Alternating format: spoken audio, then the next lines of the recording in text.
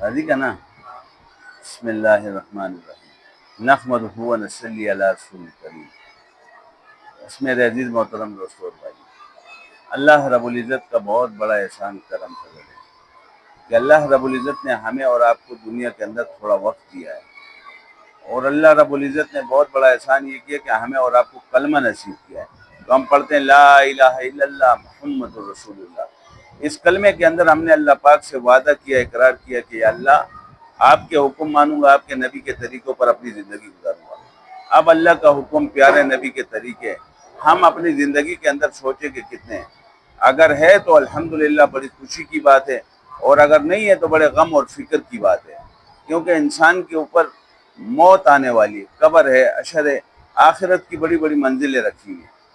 اس لیے آپ صلی اللہ علیہ وسلم نے فرمایا کہ تم میں سے عقل مند انسان وہ ہے جو موت سے پہلے موت کی تیاری کر لے۔ اس لیے میرے عزیز محترم دوستو، دنیا کے اندر ہمارا آنا جو ہے آخرت کی تیاری کے لیے، اس میں اللہ کو راضی کرنا ہے۔ اسی لیے ہمارے بڑے فرماتے ہیں جو یہ اللہ کے راستے میں نکل کر 4 مہینے لگا کر اپنی زندگیوں کو تبدیل کریں۔ 4 مہینے کی نیت ہے نا انشاءاللہ۔ آج 14، یہ اپنے 25 اگست سے انشاءاللہ ہماری قلعہ سیف اللہ کے اندر اجتماع ہے، تو انشاءاللہ اس کے لیے بھی جو ہے نا ایک جماعت کی ضرورت ہے، تو انشاءاللہ اس میں انشاءاللہ میرا بھی ارادہ ہے اور ساتھیوں نے بھی انشاءاللہ اصولیاں جمع کی ہوئی۔ اللہ ہم سب کو قبول فرما دے۔